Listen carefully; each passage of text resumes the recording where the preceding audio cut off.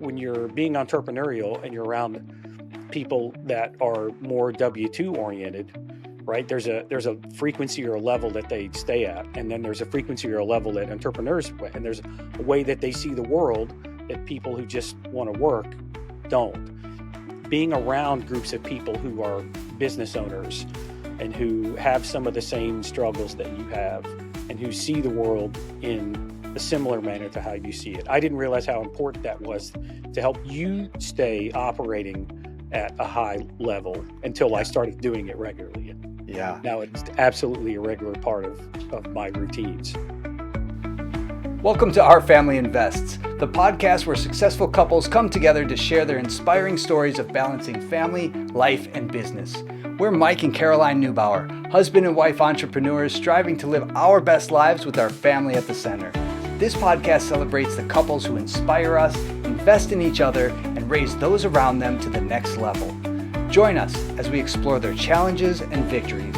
Let's learn, share, and grow together. Today, we're sitting down with Mark and Erica D'Alessandro, a couple who have mastered the art of reinvention, resilience, and relentless growth. Mark's journey has taken him from managing PGA golf courses to producing world-class events, building multi-million-dollar businesses, and becoming a force in real estate investing. Erica has navigated multiple career pivots with grit and grace, transforming from a nationally recognized event planner to a top executive, all while staying deeply grounded in her values and work ethic. But beyond their professional success, their greatest role is being parents to their son, Carson. With no family nearby to lean on, they've built a life where they are it, navigating entrepreneurship, parenting, and personal growth as a tight-knit team. Their journey is a testament to the power of communication, trust, and the belief that success should never come at the cost of family. In this episode, we dive into the mindset shifts, strategies, and decisions that have shaped their journey.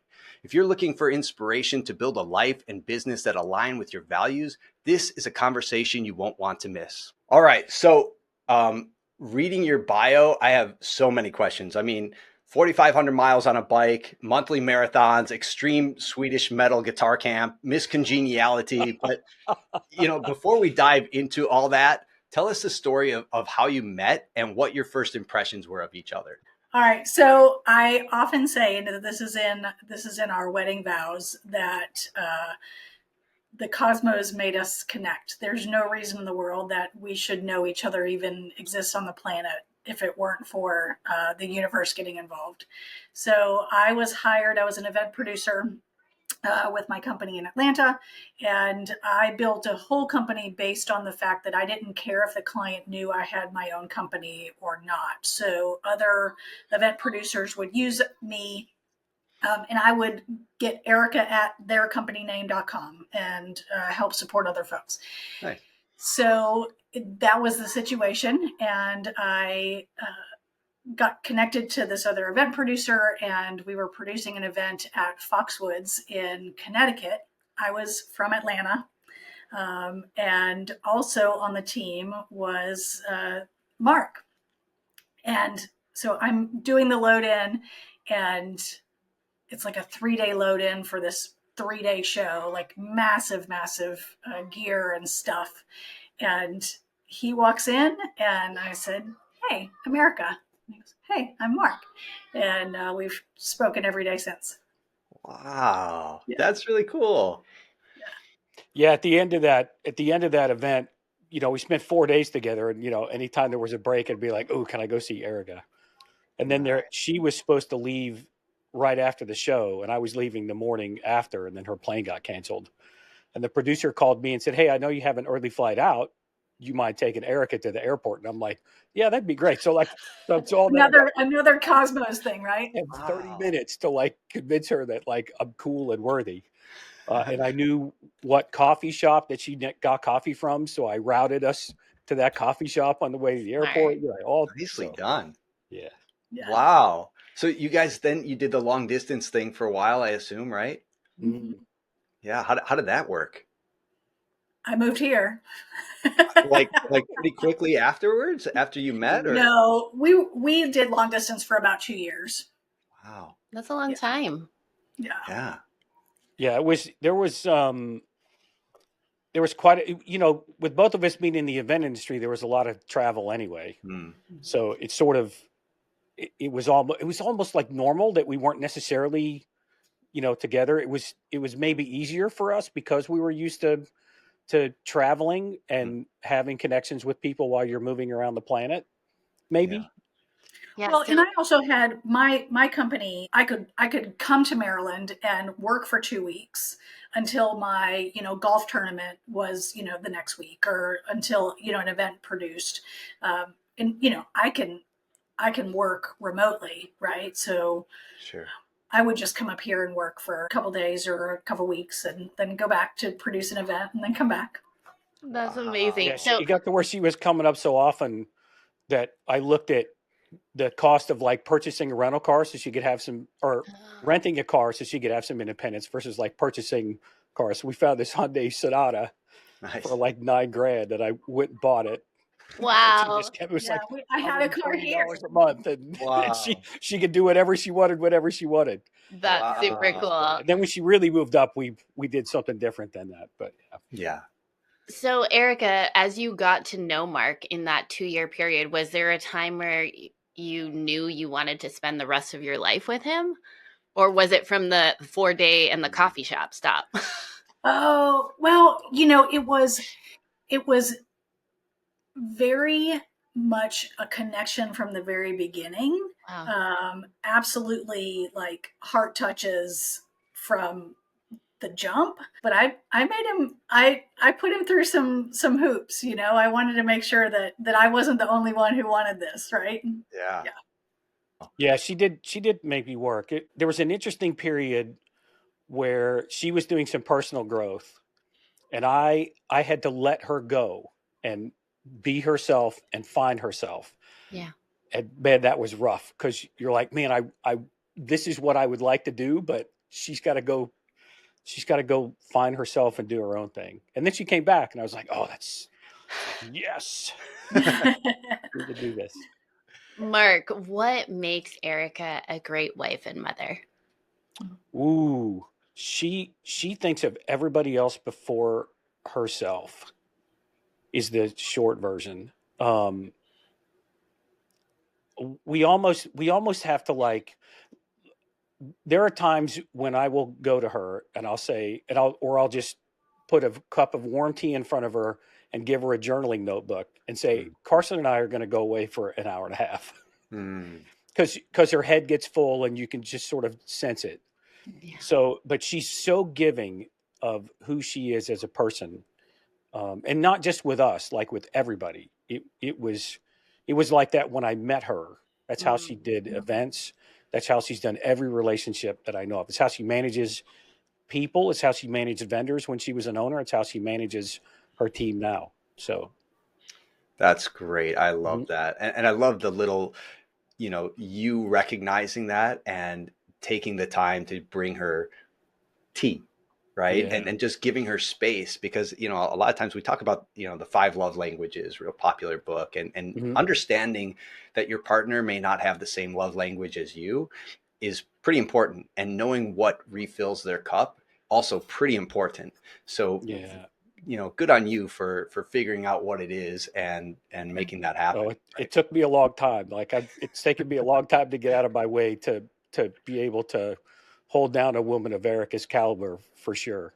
Nice. It's also interesting too. One of the shifts I had to make was realizing that if I worked really hard making her world as good as I could make it for her, I didn't even have to ask for the things I wanted. They just show up.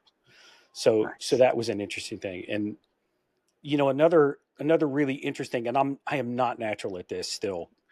Words of affirmation for her is 10, and for me it's 2. So I don't believe anything anybody's saying, and she believes in the good of like the entire world.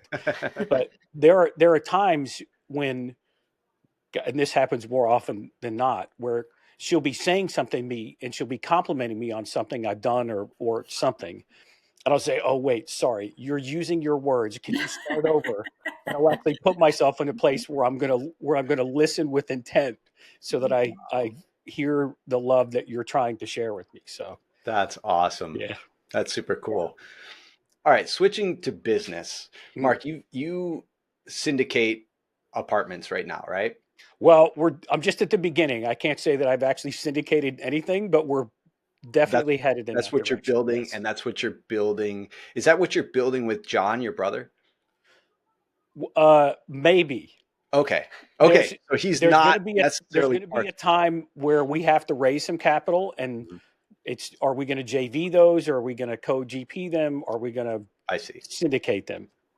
Don't Okay. know that yet, but So yes. this is where you're going then Hmm. is apartments, right? Hmm. And so what made you get into that? Because Mm, I mean, you are like looking at your resume, you are all over the place, right? yeah. Like what is your degree in? It's like Pretty fun. sports turf Yeah, management how or you grow something. how you grow sports turf, right? Yeah. Yes, like how That you grow so grass, right? natural progression to Right. apartment syndicator, right? Absolutely, like it's Right. very linear, Yeah. right? So Um, how does that yeah, work? it's God. If I go all the way back, when I got out of the golf industry, in my own head, I'm like, I only know how to grow grass. Like, what am I going to do? Where am I going to find a job? And what I realized is a golf course superintendent doesn't ever have to raise money or generate income, but I have to defend all the money that I'm spending. And 80% of what gets spent on a golf course gets spent on the turf. So how do you defend that? Hmm. You had to manage people skills. There was always pressure. You put fertilizer down, and you got to wait, 2 weeks before you see anything happen. So there's just all these things that I didn't realize that I knew until I started doing other things. I'm like, oh yeah, no, I don't just know how to mow grass. Yeah. It was getting into apartments was because I watched my brother John, who was a PA. Hmm. So he would work 15 days and he had 15 days to himself. And he really slowly started to build this like portfolio of rental properties. And, one day he's got over 100. And I remember sitting down with him somewhere about 6 years ago. And I said, if you could do it all over again, what would you do differently? And his answer was succinct. It was, I would start in multifamily. And I went, Hmm. okay, that's what I'm going to do. I'm not going to mess around with single family stuff. That's what I'm going to do. Hmm. So I've always tried to pursue multiple unit things and not just single unit things. Yeah. Um, I don't understand like warehouse rentals, but I understand like a family needs a place to live, and I can Sure. wrap my head around what that is and how to do that and the numbers that are around that now. So Sure. that's the short answer. Nice. I think multifamily is something that is super interesting and it's Mhm. super dynamic, right? Like we've seen a lot of people kind of go up and go down in the last few years with multifamily. 10 years ago, you could have bought anything and done well, right? And in the last 2 years, um, interest rates changed a lot, and people just didn't remember that, well, this is normal. Interest rates today are pretty normal if you look at the Mhm. grand scheme of things. And so I think people who have a longer timeline see that. And, I talked to your brother John the other day on the phone, and it was great hearing like it's a slow progression, right? People don't just jump on 100 units overnight. I mean, you could, but it's not usually how that works. And so for him, understanding like I went from single family to duplex to a couple duplexes to a triplex and a sixplex and whatever it is, it's building that growth over time, and that's how you build the wealth. So I think it's smart that you asked him, how would you start over? What would you do tomorrow if you had to do this?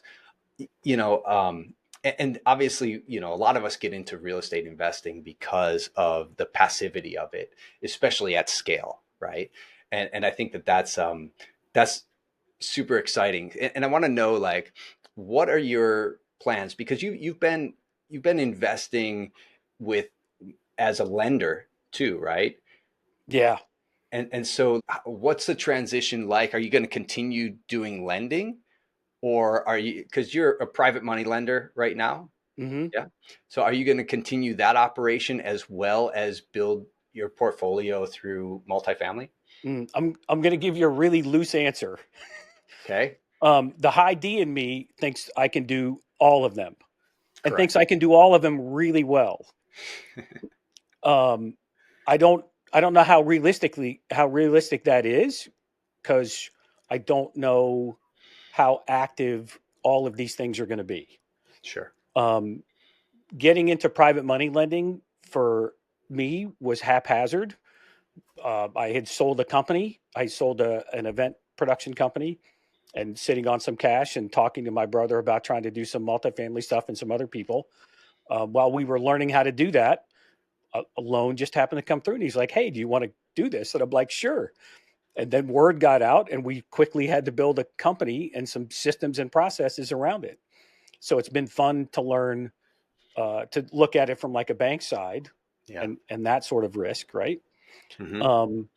Now that I see that, I feel like I could build that to run a little bit more efficiently and not have to be as day to day in it as we were when we started it, and Sure. still, buy and purchase multifamily things. Am I really going to be able to do that?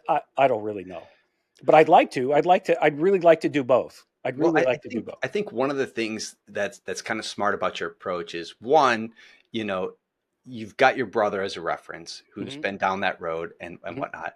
Two, as a private money lender, that you know that you've got to underwrite the deals, right? So before Hmm. you hand out any money, you are underwriting these deals. So you know what's going into it. You see, and probably over the course of however long you've been doing it, you've seen bad deals come through and good Hmm. deals come through, right? Hmm. And sometimes you know, you learn to underwrite these things better and better. And so if you see what somebody else is maybe missing or leaving on the table, well, now you know what you can do. And if you can build the team that can make these things happen, then absolutely. I think that's a big tool in your tool belt, Mark, to be honest, is having the experience of that underwriting phase, because realistically, that's what it all comes down to, is knowing your numbers and your risk, right? Yep. Yep. 100%. And like John and I have moved the box. We just moved the box around 2 weeks ago again. Yeah. Yeah. And there's a whole nother mental side to this when you start to use other people's money to go do Correct. loans Yeah. and underwrite things. Yep. So Yeah. so that's been fun and challenging in a different way too. Yeah. So for people who are not familiar with what syndication is, can you break that down real quick? Mm. Syndication for me is taking a group of friends who couldn't buy 100 units, Mhm. pooling together all their money and going to buy 100 units. It's Right. like trying to take something that you think is bigger than what you are, getting together with a group of people, and then going and doing that big thing that you think is bigger than who you are. Right, right. And so we invest in quite a few Mhm. syndications, and we love that model, because essentially, as an investor in syndications, it's pretty much mailbox money, right? Yep. As a syndicator, you're on the GP side of things, which basically means you're management. And Yep. there's a management team that's in place that knows what they're doing. And as an investor, you are on the LP side of things, or the limited partners, which means you really have no voting rights or anything like that, but you get a nice return, right? Yep. And so I think that, especially for busy, um, W-2 employees, like lawyers, doctors, people like that don't have time to do this stuff on their own, that is such a great way to invest. Yeah, it Um, is. There's no doubt. there's no doubt. We have some LP investment. The first one that I ever did, the first LP I ever invested in was like 588 units in Phoenix, Arizona somewhere. Yeah. And like we are like this minuscule Yeah. part, but I could say, man, I'm part of this Totally. 588 unit deal. Yeah. And every Uh, month, like clockwork, Like money clockwork, comes in. especially when it's good. And over the last, however many years, it's been pretty good. And Yeah. now we're going to start seeing, as the tide goes out, you're going to see who's swimming with shorts on and who's not, right? Yeah, it's been interesting. And look, I'm new to this whole idea of looking at apartments and underwriting them. But it's Mhm. been interesting to try to take all the OMs and the T12s that you get from brokers, and Mhm. even from people that you meet that want to sell their apartments directly, and trying to figure out what the real story is. There's Yep. There's the pretty pictures that are in the operating agreement Yeah. or operating, memorandum, and then there's what's really going on in the back end. And then even trying to make a determination as to, did they overbuy? Are they underbought? Can we do this differently? Will the surrounding market and the economics around there, do those fit with what our plan is or could Sure. be? Yeah. God, the number of times that we've bid, because I'm with my brother and I'm with another group of people Mhm. in another entity, and the number of times that we've been in the number 2 slot in the last 18 months is just Wow. unbelievable. Just Yeah. just a little bit off of what they are. So it's both for somebody who's new at it. It's helps you with confidence because you're like, okay, we're underwriting this in a way that other people are seeing it, so we must be doing something relatively right. Totally. But you're also frustrated as somebody who's in the event industry and used to like churning events all the time and it's quick, right? Yeah. This slow burn of the real estate industry is a tough pace to get used to.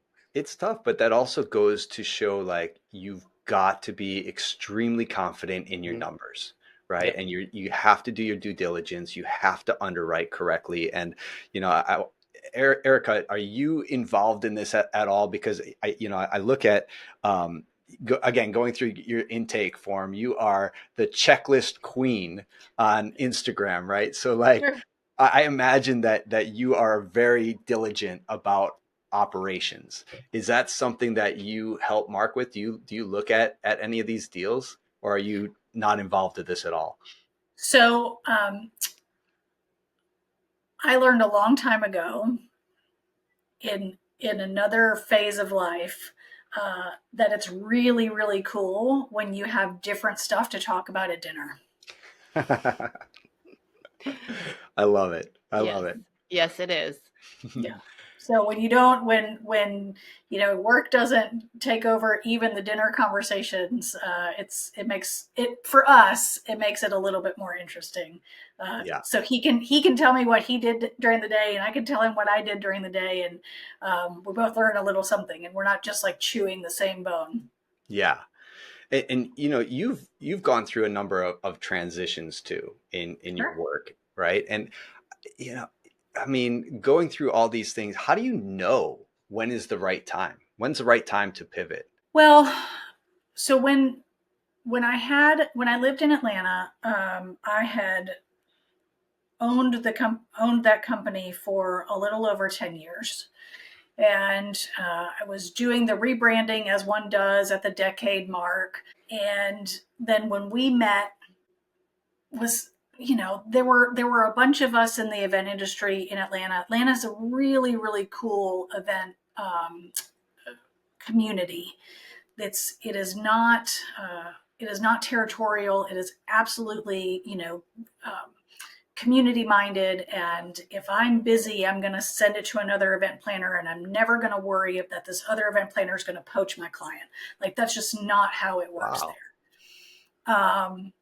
And so I was kind of wrapping up my company there, and in the selling phase, and when I moved to Maryland, we found out I was pregnant, like in the middle of the Wow. surprising, in the middle of the move. And I realized that I didn't, outside of, being newly pregnant and knowing what all, that was going to, come to play. I knew I didn't want to start a new brand because in Atlanta, my company was literally a trademarked brand. It had a U.S. trademark. Wow. And when I sold it, I sold the trademark. So I couldn't open a new, Same company, brand. same brand. So I realized I didn't want to do the 10-year hustle, being a new mom. And so I started working for somebody else. So that was kind of the first pivot. And then when COVID happened, I was really kind of forced into a pivot.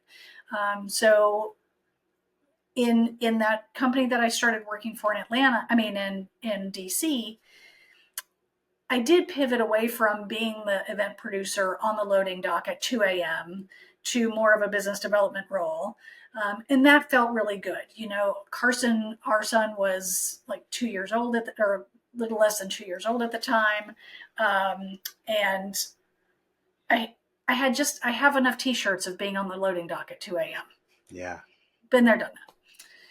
So that was a natural pivot. And then when COVID happened, I was forced to pivot because the company went from 200 and something folks across the country to 22. Yeah. So I took my severance and I did the stay-at-home mom thing for a couple of months. And then I just totally pivoted to an industry that it needed some, it's never going to go away. So I now am a licensed water restoration technician. Wow. So when apartments flood, I happen to get into the multifamily space. Wow. Kind of on accident. But yeah, so I pivoted to a company that fixes apartment buildings when they flood or have a fire or whatever. Wow. So And then, the pivot after that was pretty natural too.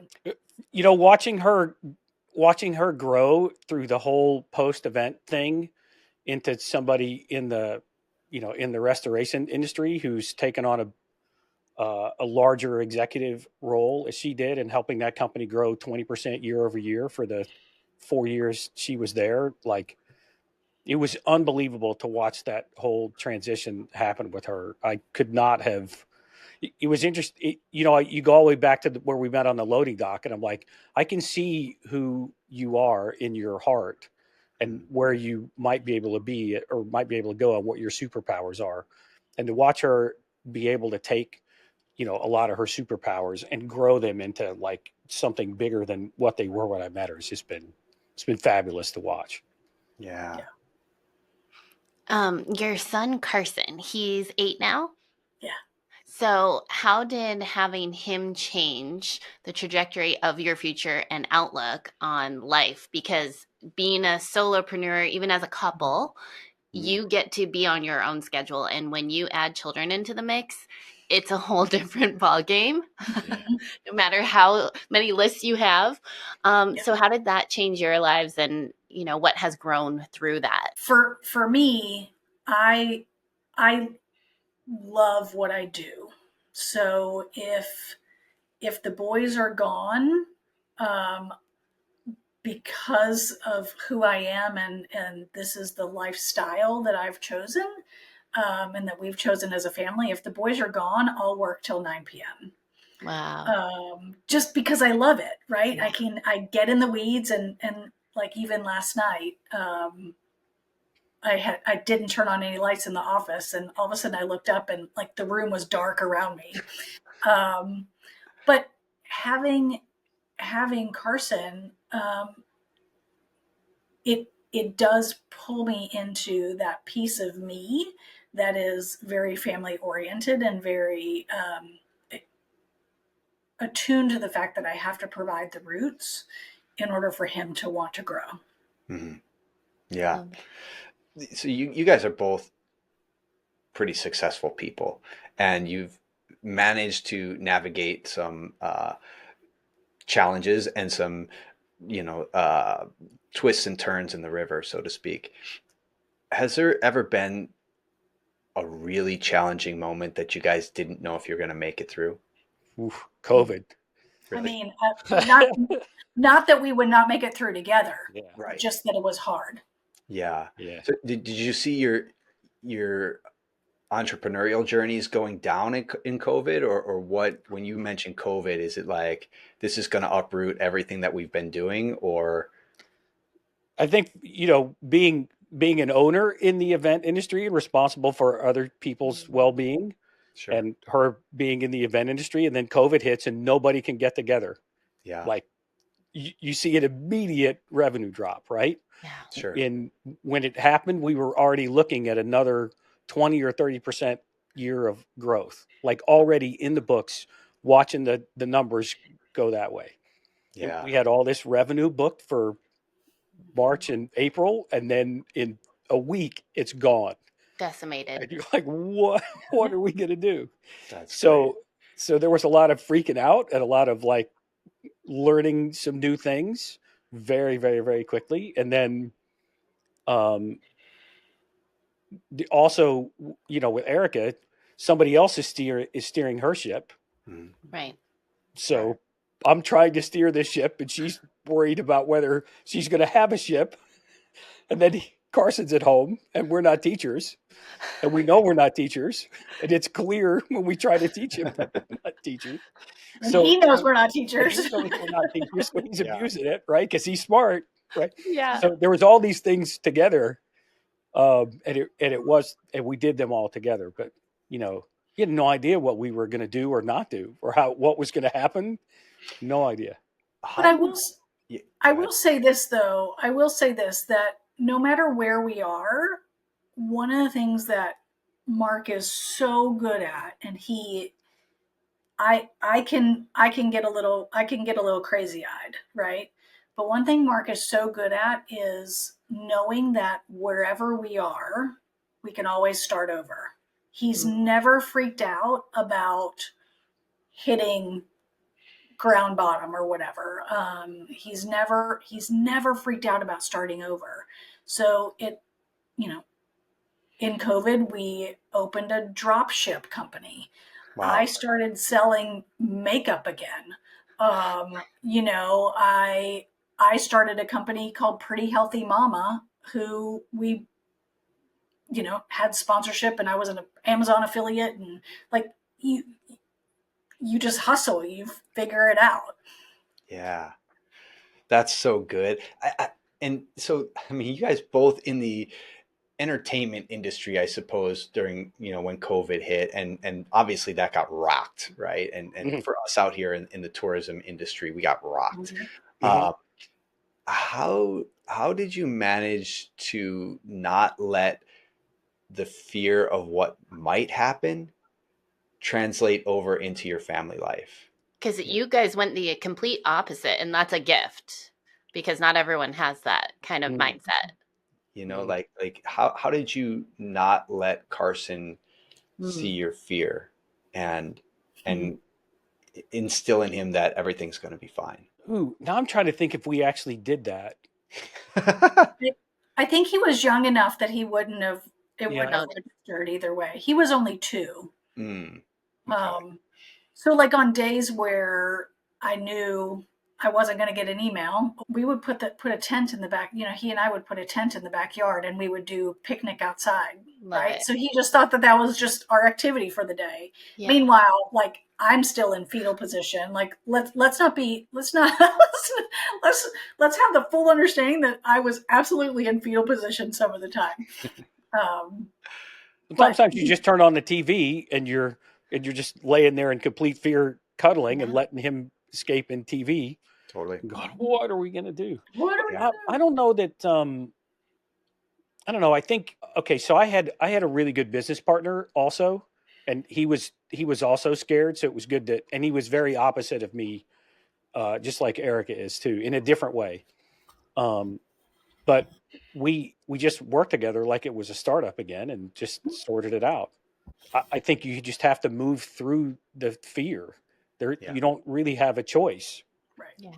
Yeah. Getting to the point where you realize you don't have a choice and you move forward is certainly a mental exercise. But it's even, Mike, sometimes it's like on a bicycle too, right? If I bike out 20 miles and I turn around, I got 20 miles to get home. I might be tired. I might not have enough food. I might not want to do it. But if I don't do it, I'm not getting home. Yep. So it's got to be done. It may not get done in a good way, but it's got to get done, right? Yeah. Yep. I think,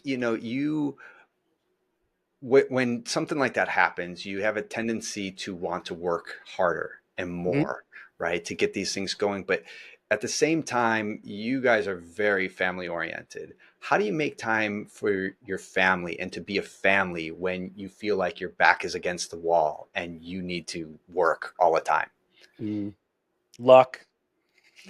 I mean, it's just all there is to it. Okay.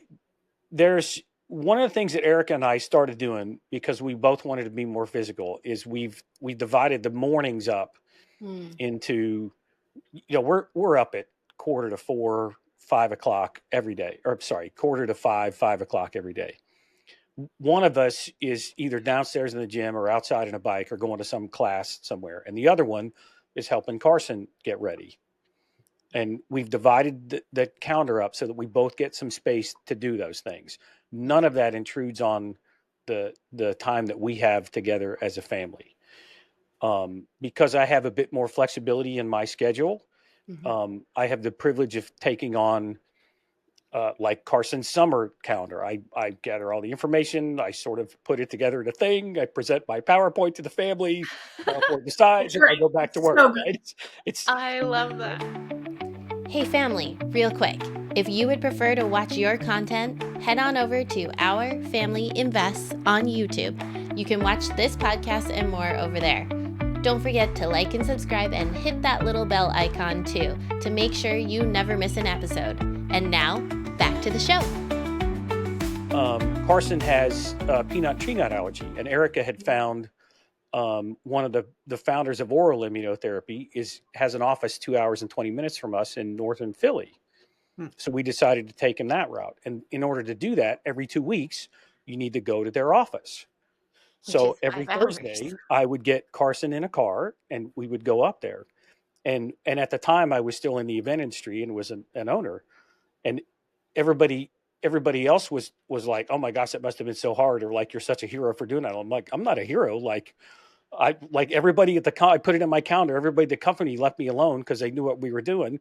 And I got another day in the middle of the week with my son. Like, how good is that? Right. Yeah. So everybody thinks I'm doing this like really cool, hard thing. But at the end of the day, I'm like, nah, man, I got another day with my kid. So I love that. On an aside, is the peanut tree allergy treated so he doesn't have it anymore? He'll always need an EpiPen with him, but it's to the point we have made his body tolerate the proteins in the peanuts and the tree nuts enough that if he has an exposure, if he accidentally eats a granola bar with peanuts or cashews in it, he won't immediately go into anaphylactic shock, but we still have to be careful. Pretty severe allergy then. Yeah. Yeah. Okay. Yeah. But it definitely is a weight lifted on For our sure.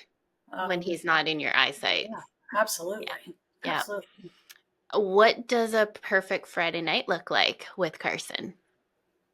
Oh, for him? Yes, as a family. What is a perfect food in a movie? That's Carson's ideal. Or pizza in a movie. That's it. I love that. More complicated than that for him. That's great. That's great. So Carson hasn't gotten onto Fortnite yet because our son is just like, won't stop talking about it. We let him play on a screen about 1 hour a week. And like, he's just obsessed with Fortnite right now. So yeah, Carson's a basketball dude. So it's all 2K. Like he's all about it. Awesome. He's got it on his iPad. He's got it on his Xbox. Yeah, that's awesome. That's why he was able to recite the exact score of the Special Olympics, or Japan, Korea, whichever one it was, because he watches them all the time. That's amazing. Yeah, good for him. Good for him. What would a perfect Friday night? Oh, go ahead.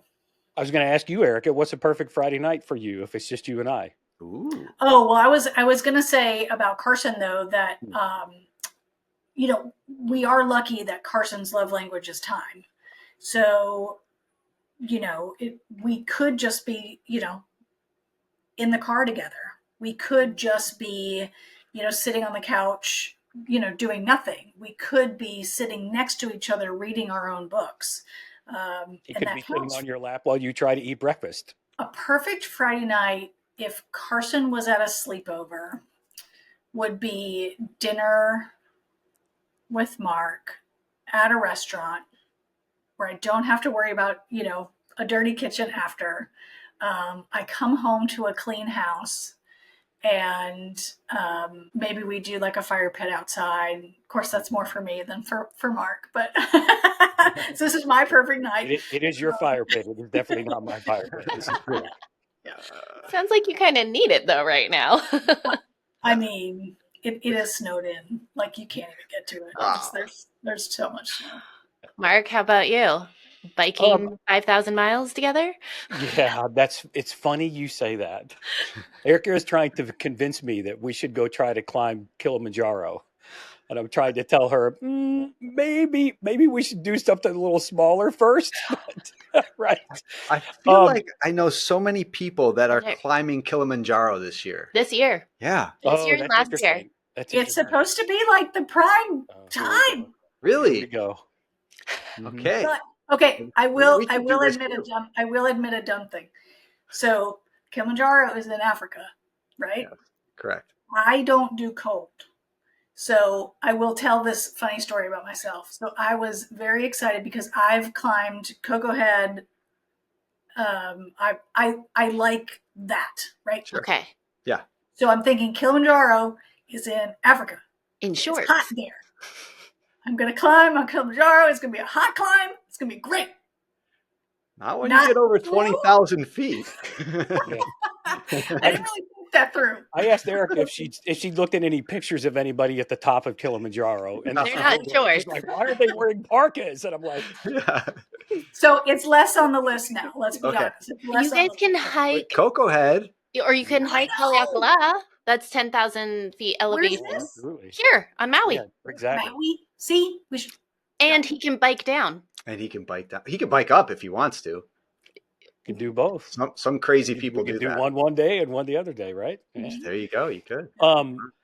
Look, ideal for me is just hanging out because I'm a time person like her. It doesn't matter to me whether we go to some fancy dinner or whether we're just sitting having coffee somewhere. Like it really doesn't matter to me. One of the, the one that stands out for me is one anniversary. Erica got a couples kayaking lesson, and we had an hour or two out on a kayak by ourselves. I don't remember how long it was. Yeah. Beautiful day on Annapolis water. Lovely day to celebrate. We had a lovely lunch afterwards. That to me is perfect. We had about 4 hours to ourselves. We did something physical. We were outside. We had a good meal, and we got to spend time together. Like, checked all the boxes for me. That sounds amazing. Mm-hmm. All right. So I wanted to ask you this. I like asking this kind of question, but because I'm curious for selfish reasons. But what kind of books or mentors or experiences have kind of shaped who you are today? Oof. You want to go first or second, lover? A book that still resonates with me is If You Want to Walk on Water, You Have to Get Out of the Boat. I don't think I've read that. Who is that by? Yeah. Okay, I'm going to write it down. Yeah. So it's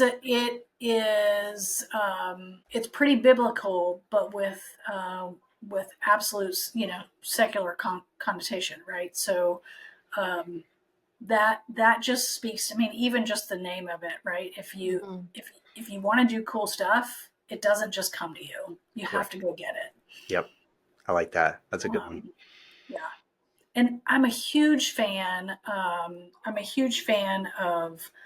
the 7 laws. I just forgot his name. 7 Habits of Highly Effective People. Stephen Covey. That guy. Yeah, Stephen that's Covey. One of my absolute favorites. Love that book. I think everyone should read it. There's a teenage version of that. Really? That was important to me even when I was in junior college. I read it in junior college, and it was I had read the original, and then I read the teenage version because I was teaching a class, and used that in some of my coaching with some of my kids when I was in college, and it was really good too. That's great. Our son goes to a school that is based around the 7 Habits. And so we really like that. We wish there was a little bit more of it implemented, but they know the 7 habits. The 7 Habits, and they're like rewarded for who's who's the most synergetic and who's thinking win-win, and all these things that are like, these are just great characteristics for building a great child, I think. So and then there's I don't know if you have ever read the 4 Disciplines of Execution, which is, it's also by the Coveys. I think it's actually by Stephen Covey's son, and it's kind of a business version of it. And it's No. similar to like Traction, but kind of like more for smaller entrepreneurs that don't have big businesses. But that book is really good too. 4 Disciplines. What's it called? It's called the 4 Disciplines of Execution. Mark, I see a lot of books behind you. Yeah. Do you have some favorites? I recognize a few of those. I found a bunch of books at like the 4 Agreements for me. I was going through a thing, and that book presented itself to me, and that was the perfect thing for that time. EOS and Rocket Fuel, those books presented themselves when I needed them to present themselves, and they're all really, really good books. What else is back here? Yeah, Brandon Turner's books. Those are easy to get through too. Like, he does a good job of presenting like the 50,000 foot level version of multifamily and some other things. Yep. 10 Equations That Rule the World. That's a really interesting. It's hard to get through for me, but it's a good book to get through. I think a lot of books are, like you kind of alluded to, was the timing. Sometimes they just hit at the right time for what you need. Yep. Yeah, absolutely. And I think, I met Jason Dries in that coaching group. I went to his first live event when he did that, and that to me was life changing. Nice.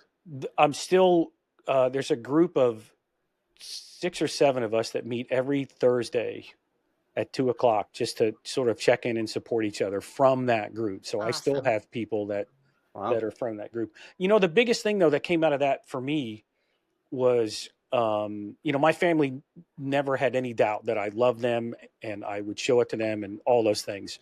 But I realized at that event that I was not allowing myself to feel the love that they had for me, because I didn't think I was worth it, really, is what it was. So there was an internal journey that happened, that started there and sort of happened after that helped me get to the place where, when she's using her words or he's doing the things that he does, that I'm allowing myself to feel good about that moment with them. So that was it. That was actually the biggest thing for me. But mindset people, like having a coach around you. When I don't, I do okay. When I do much better. Agreed. And I think, the other thing I didn't realize was important, when you're being entrepreneurial and you're around people that are more W-2 oriented, right? There's a frequency or a level that they stay at. And then there's a frequency or a level that entrepreneurs, and there's a way that they see the world that people who just want to work don't. Being around groups of people who are business owners and who have some of the same struggles that you have and who see the world in a similar manner to how you see it. I didn't realize how important that was to help you stay operating at a high level until I started doing it regularly. And now it's absolutely a regular part of my routines. You touched on something there that I want to circle back around to, because I think it's really important. And it was kind of had to do with impostor syndrome. Yeah. Right. And I think that is something that affects just about every entrepreneur. In fact, we get coached by Dan Martell, and he wrote a book called Buy Back Your Time. And he was talking about an event that he went to with Ed Milet and Brendan Burchard and all these like big name people. And Dan talks on stage with Tony Robbins and all these guys. He's a big deal. Yeah. But he was talking about, this event that he was at, and all these guys were there, these guys that are, in his Instagram feed. And to him, they're bigger than life. Yeah. And he's just like, why am I here? I'm in the same room with them. I hope they don't find me out. And at the same time, the MC for the event gets on stage and he's like, can you imagine all these amazing people in one room? Look, we got Dan Martell in the back, and they're lifting him up. That's right. Cool. And where he even someone as big as him has this imposter syndrome sometimes. So, I'm curious if either of you have ever had imposter syndrome, and if so, how do you manage that? How do you manage to know that you've earned your seat at the table? Hmm. The okay, if we stick with Jason Drees, just getting to that live event for me took me 3 coaching sessions because I was in one-on-one coaching, but I was like, I don't know that I should sign up for this. Like, what? There's going to be all these really big people in the room. Like, I'm not worth going there. What am I going to give to these people? Like, I don't know that I want to be in there. And it literally took me like 3 1-hour coaching sessions to get to the point where I'd even sign up to go to that event.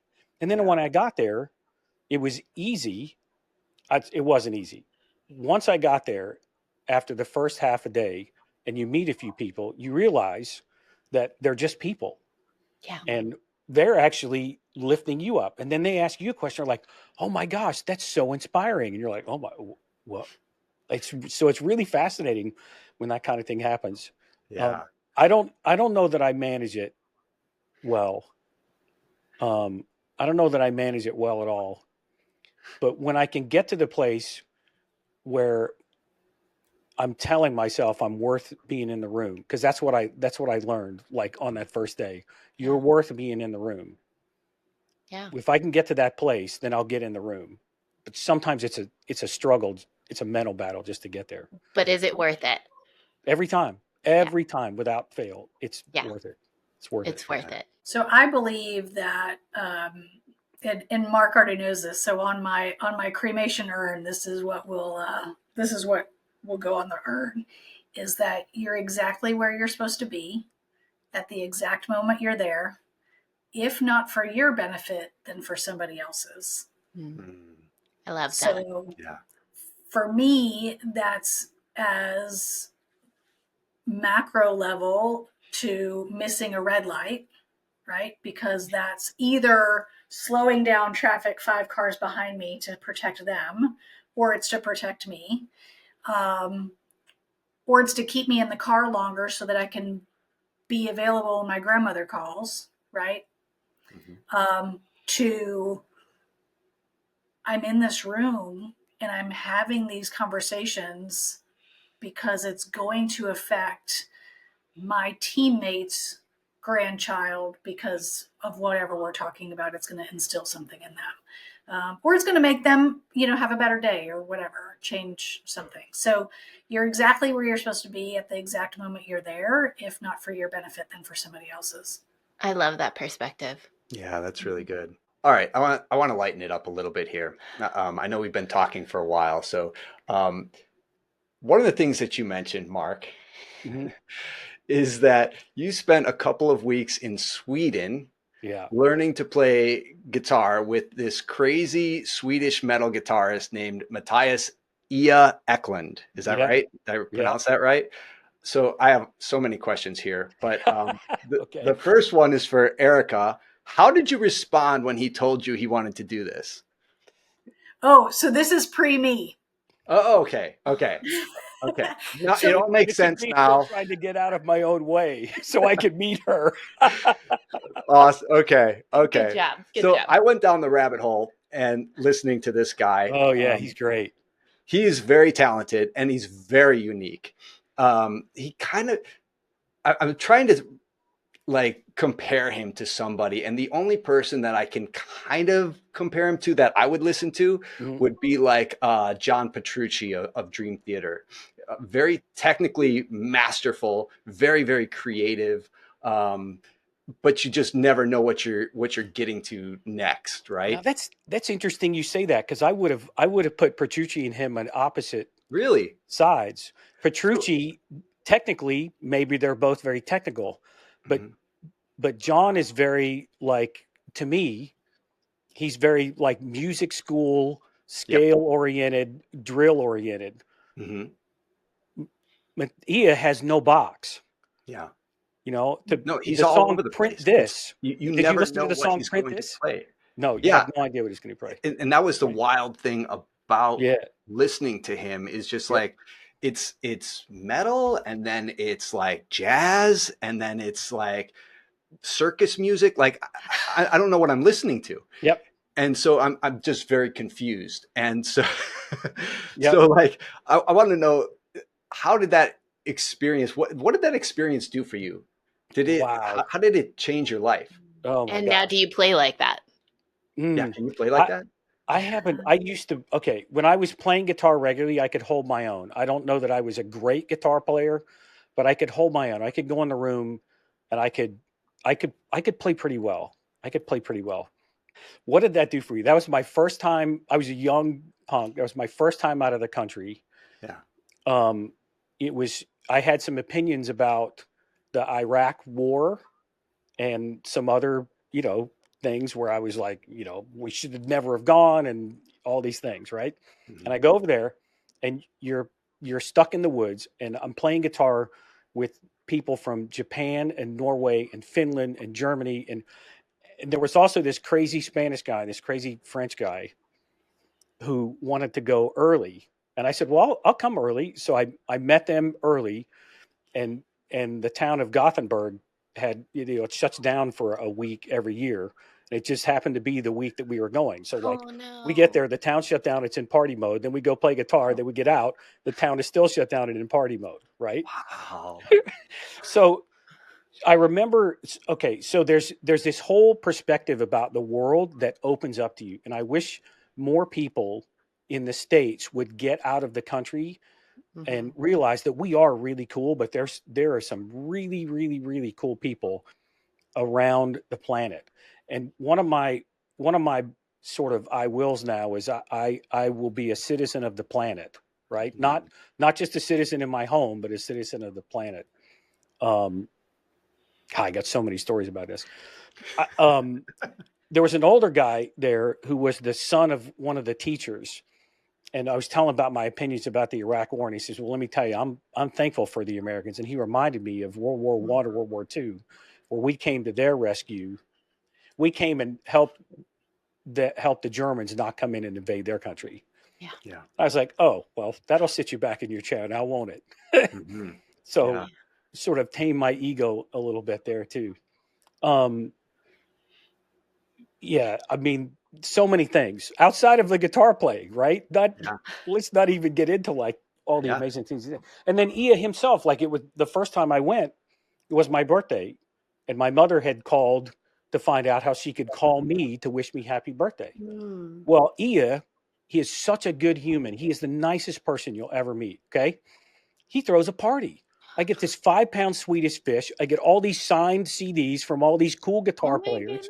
He goodness. brings Wow. in like he didn't need to do any of that. Like, but he Wow. did it because of who he is as a person. And if I you love ever that. get to like meet him, like he is a good human. He comes off as this big rough and tumble, big, Yeah. in the woods Swedish dude, but he's a teddy bear. He is so nice. He is Wow. such a good human. Such a good human. Awesome. I can feel the joy. So I'm Yeah, glad you did yeah, yeah, that. yeah, yeah. Yeah. There Um, was, speaking of like getting out of the country and changing your perspective, there was one of the years I was in the event industry. Um, I'm flying. I'm tired. I haven't been home. I was out 150 days that year. I'm in first class flying to Spain to pick up some friends on my way to Bangkok. Okay. And Sounds I like a don't have an party. attitude, but I'm tired. I'm sitting beside one of the delegates from Spain, right? And we're talking, and I'm telling him about my schedule, telling him I'm tired. And then I hear his schedule, and like he's like out four, back two, out four, back two, out four, back two, no matter what day of the week it is. He's making me look like an amateur, right? So I look at him and I'm like, how do you do it? Like I'm never home, and I just and he looks at me like I have a third eye right here in the middle of my head, and he goes, I don't understand what you mean home. The earth is my home. I'm always home. I'm never not home. wow. Sits you back in your chair and checks your ego a little bit, right? I mean, Sure. yeah. Yeah. Yeah. Wow. Erica, you were crowned Miss Congeniality in It's Mississippi. true. Yeah. I can envision it now.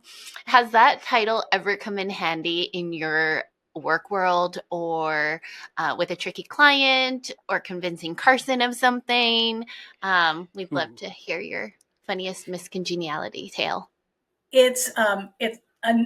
I mean, after this podcast goes viral, I can no longer use it, but it is an awesome, two truths and a lie ad for me in kind of icebreakers. So Yeah. I usually use it as a company icebreaker. I think one of the things that designation taught me, from even, as young as I was when that happened, is it was validating to me that I wasn't anybody different. I didn't try.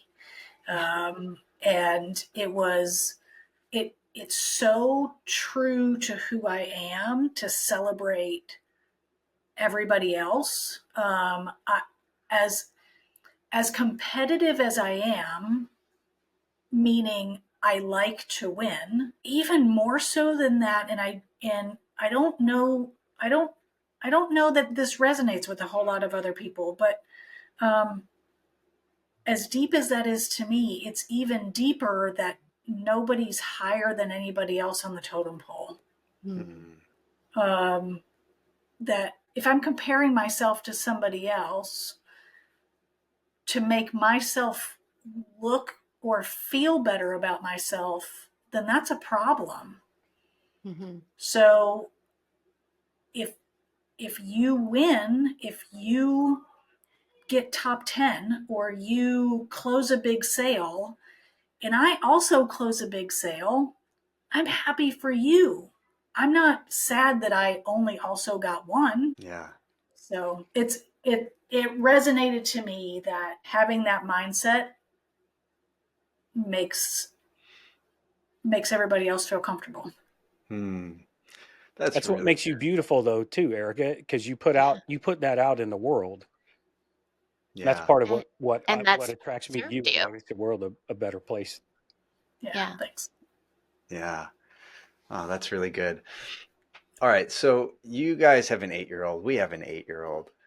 I'm sure you're just like us, where you think, wow, where is the time going? It's, like a lot of times I'll wake up and I'll look at my phone and I'll just like scroll through like old photos. Like I'll scroll back to 2019 or 2020 or something. And I'll just look at, oh, look how cute he was when he was 3. Yeah. Oh, is there a time that if you could relive one day with Carson, some day from the past, do you have an experience, a memory that you would relive? That stands out, and they can be different. For me, it's the tent picnic in the backyard during COVID.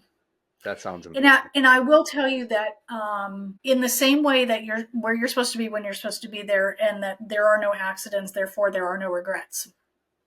I would do something different. So when we were done with our picnic that day, he was being so helpful that he took the Walmart plastic bag that we had our glass containers of like tuna and crackers in, that we took out for the picnic, right? And this is before he realized causality. He was swinging the bag because it was fun, and he's 2, and he hit the bag against the stair, decimated the glass. And I remember having an oversized reaction to that mistake.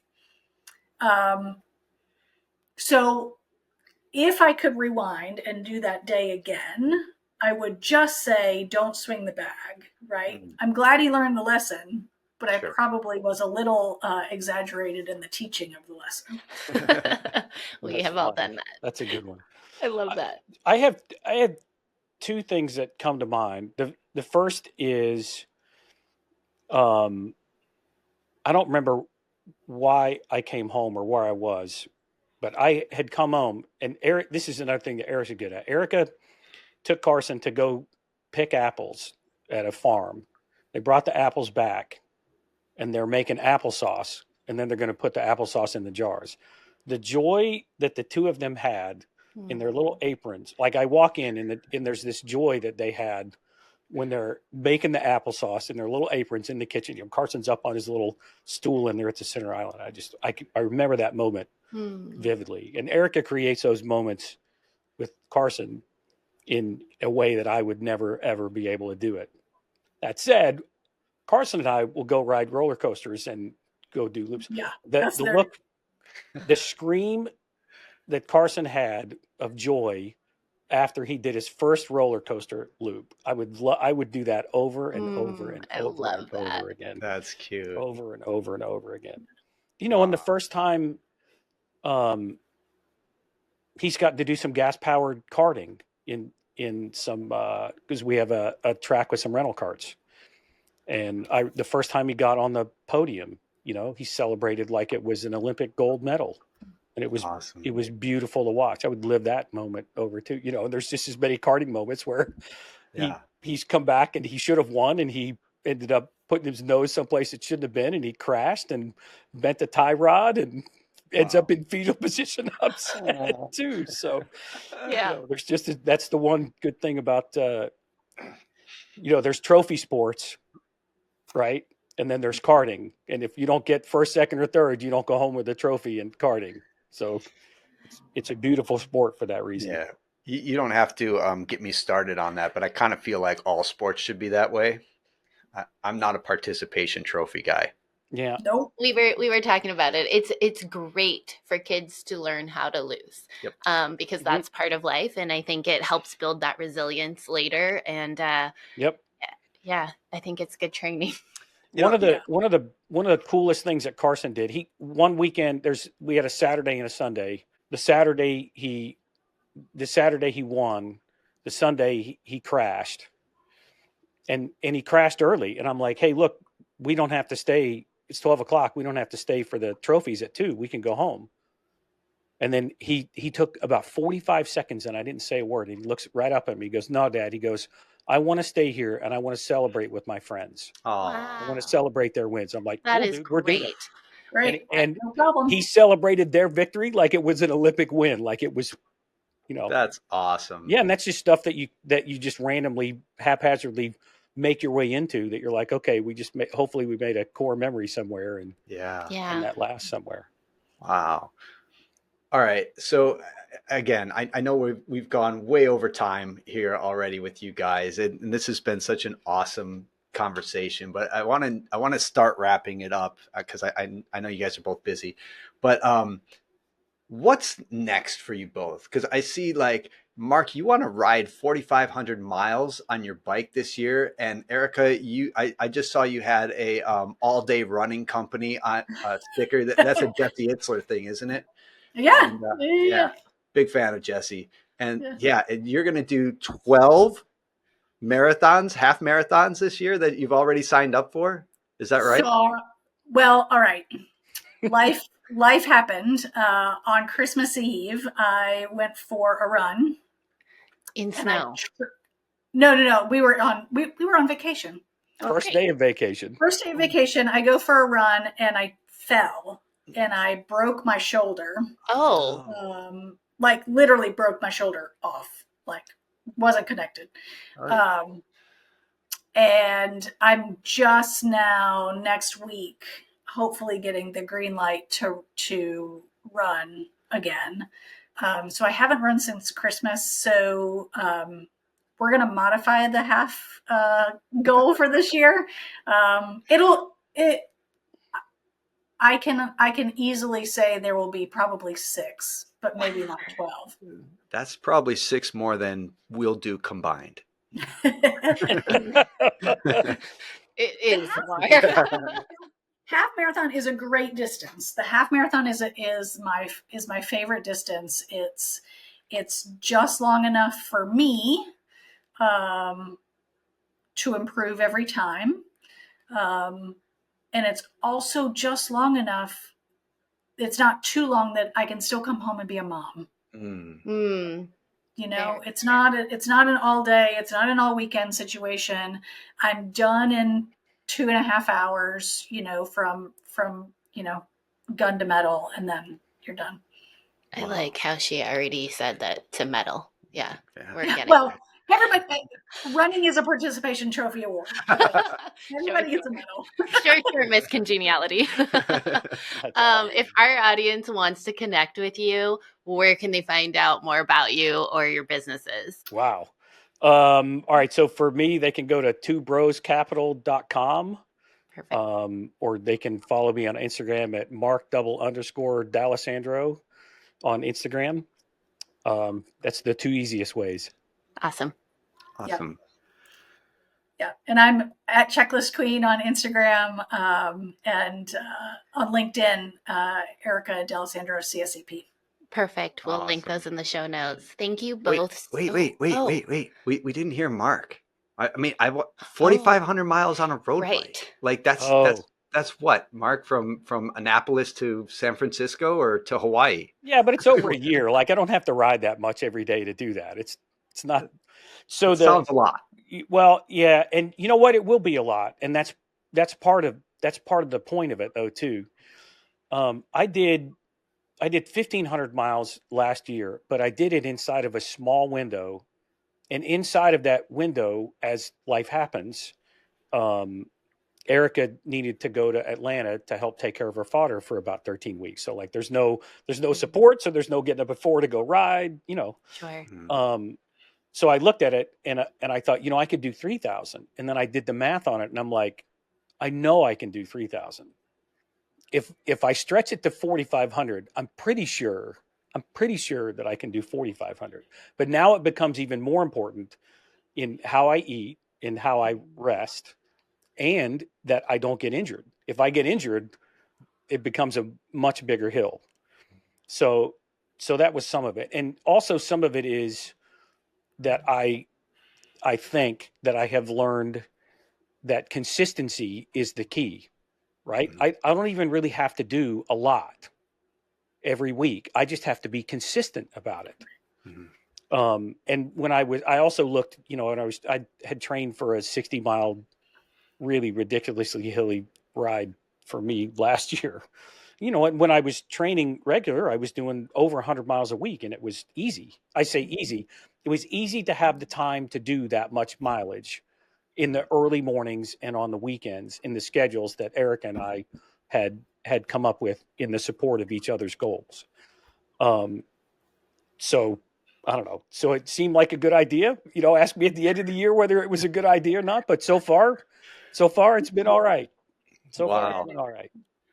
All right, guys. Well, we will wrap it up, but I do want to ask one more question because I don't remember. Maybe we already asked this. I don't know, but I do like asking entrepreneurial couples, what kind of advice would you have for other entrepreneurial couples who are kind of just getting started down that road?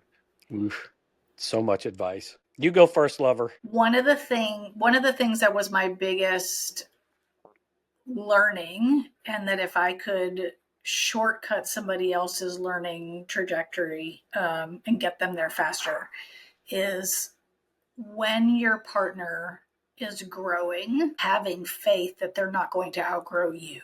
That's good.